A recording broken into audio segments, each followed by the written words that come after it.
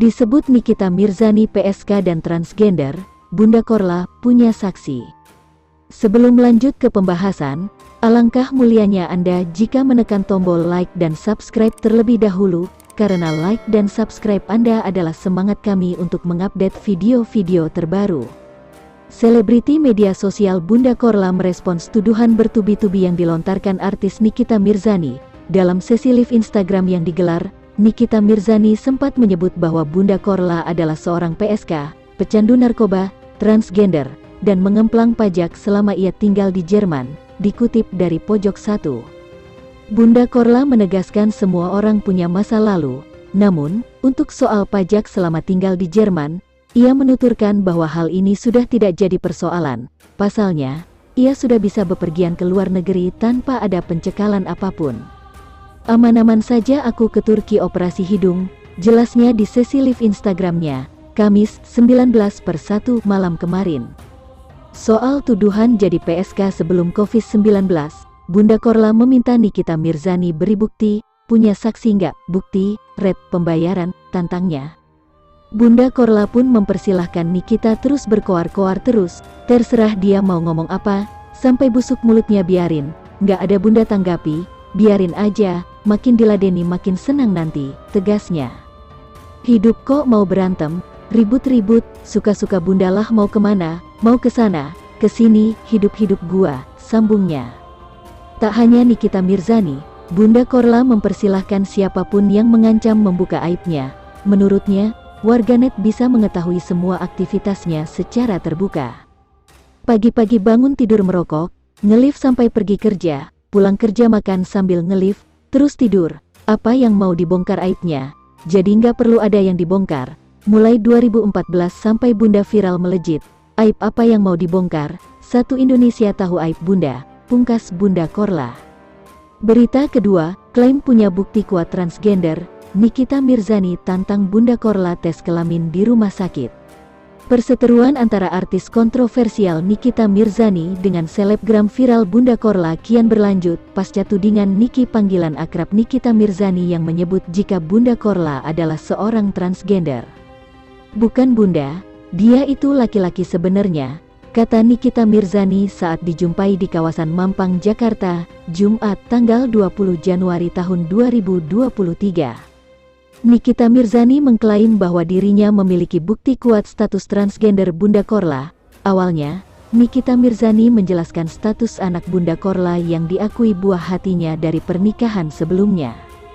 Itu adopsi, dia punya anak dari temannya. Bagaimana dia melahirkan?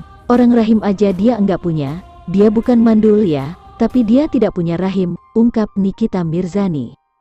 Kemudian lanjut Nikita, tutur kata yang kerap diucapkan kasar Bunda Korla saat live di Instagram, dinilai Nikita Mirzani sebagai bukti nyata identitas sang selebgram itu sebagai laki-laki.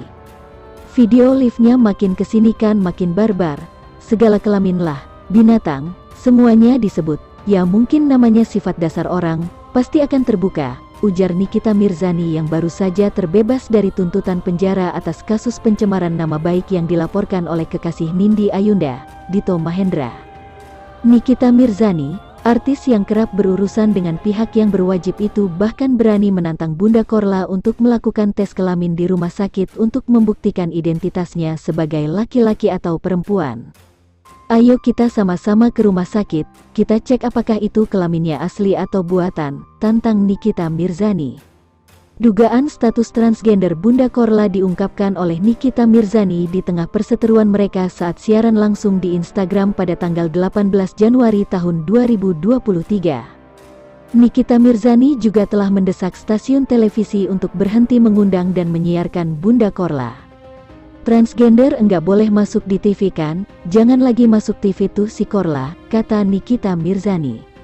Sebelumnya, Bunda Korla sendiri telah membantah tudingan terkait dirinya yang disebut transgender itu dan mengaku memiliki seorang putri yang kini tinggal di Medan, Sumatera Utara. Berita ketiga, Nikita Mirzani laporkan Bunda Korla ke Kedubes Jerman.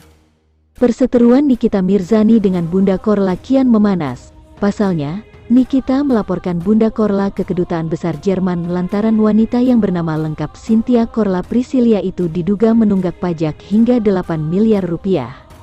Hal itu diungkapkan Nikita dalam live Instagramnya, Kamis, tanggal 19 Januari tahun 2023. Itu real, kalau cuma Jerman, teman gue banyak, dan gue udah cari tahu, sama pacar gue yang polisi Jerman.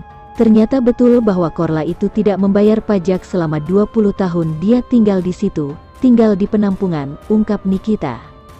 Jadi kalau kalian emang sayang sama si Korla kalian patunganlah, bantuin dia bayar pajak tuh 8 miliar rupiah. Makanya si Korla pinter waktu disawer dia pakai rekening Indonesia tapi tetap aja jatuhnya pencucian uang, lanjutnya. Diterangkan Nikita, kasus ini telah diketahui Kedutaan Besar Jerman di Indonesia. Mereka punya wewenang untuk cek isi rekening lo, gak bisa berbohong, pajak itu langsung kedebit dari rekening, tambahnya. Nikita Mirzani kembali menyinggung Bunda Korla agar tidak berdusta dan lebih baik cukup mempromosikan brand yang sudah terlanjur kontrak daripada membuat konser dan jadi bumerang baginya. Stop mendusta, ini sudah dilirik sama Embassy Germany, mendingan lo live aja promosiin brand yang sudah kontrak lo, paham? Jangan sampai jadi bumerang, entar tiba-tiba disuruh balik ke Jerman berabe urusan. Mulut gue ini enggak mungkin enggak didengar suaranya, ingat Dito Mahendra, karena mulut gue sekarang jadi buronan KPK, tandasnya. Nikita Mirzani minta uang saweran 100 rupiah juta ke Bunda Korla dikembalikan. Belakangan, Nikita Mirzani diketahui berseteru dengan Ivan Gunawan dan Maharani Kemala yang menjadikan Bunda Korla brand ambasador untuk produk kecantikan pengusaha tersebut. Nikita Mirzani kemudian berdalih tak tega dengan Bunda Korla karena merasa sosok yang viral tersebut hanya dimanfaatkan oleh Maharani Kemala.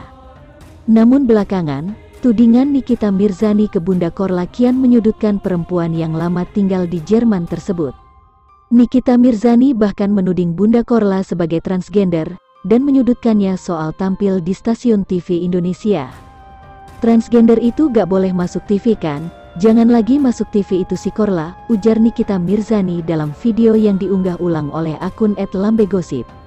Tak tanggung-tanggung, Nikita bahkan sampai meminta kembali uang yang pernah ia berikan saat menyawer Bunda Korla di TikTok. Gua tunggu kembalian uang 100 juta rupiah ya, jangan dipotong pajak, tegasnya. Melihat video tersebut, sontak warganet banyak yang balik menghujatnya. Dalam hukum Islam gak boleh loh sesuatu yang udah dikasih diminta balik lagi, ujar @dewi. Kok saya malah kasihan ma anak-anaknya punya ibu macam gini, tambah @emi. Padahal Bunda Korla gak minta, kan dia sendiri yang ngasih tantangan, komentar @rini. Bunda Korla disebut nunggak pajak 8 miliar rupiah. Begini sistem perpajakan di Jerman. Disebut-sebut belum membayar pajak di Jerman, hal ini diungkapkan oleh Nikita Mirzani dalam live Instagramnya.